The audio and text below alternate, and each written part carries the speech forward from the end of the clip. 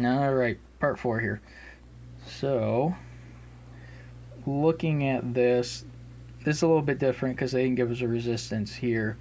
And we can't use the same trick we had on the other side because, again, we knew that was 12 volts because it shared that node. Not so much here, it's not sharing anything here.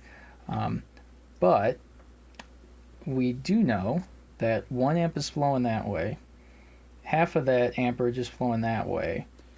Well, there we go. The other half, unless something's getting electrocuted, is going that way.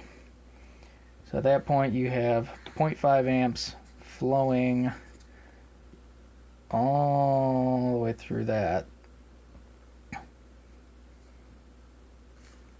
You know the voltage, so figure out the resistance. Resistance is 18 volts divided by 0.5. That one I can actually do in my head. It's the 36 volts. Oh, 36 ohms. Got too excited there. There you go. So you know the resistance on that one. So now that leaves us 2 bits here. This one's easy. I should have done this a while ago. You know that supply voltage is 24. They've told you that. And we calculate a 2 volt drop on that. So we know that's 22 volts right there.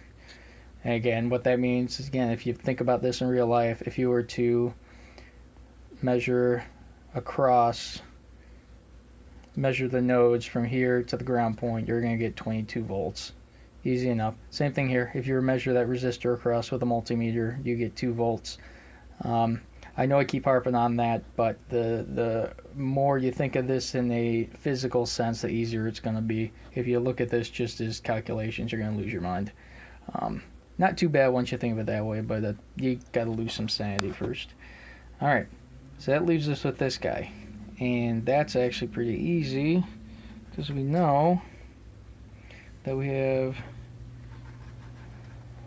0.5 amps flowing that way. We got 0.5 amps flowing that way. Consequently, 1 amp has to be flowing that way, because remember, everything's going to ground here. So you got flow in 2 directions here. It's combining up, it's giving you 1 amp. So that means that R8 is 4 volts. And there you go. Hope that helped. Again, super important to draw the circuit out first and then look at what they gave you, label it all, and then look at the easy stuff first. Again, you were doing that right off the bat, so you're getting there. You knew that was, you could calculate that. You just missed this one early on. And again, think of it like a puzzle, and keep in mind that the current is gonna flow. So if you figure out where the current is flowing, it's not too bad. Again, with most of this, it's like, all right, we got half an amp here. All right, we get 0.3 amp here. All right, we don't have to do anything else. We know 0.2 amps is flowing here. And same thing here with the voltages. If this is on the same node, which this is, which means there's not like, you know, a resistor or something weird like that, or another thing or whatever, you know that is going to have the same voltage drop as that. So those are 2 really important things when you're doing circuits like this. That's about it. If you got anything else, let me know. And again, don't feel bad about this one. Even Shembri and I were like, how the fuck? That's a weird way to figure.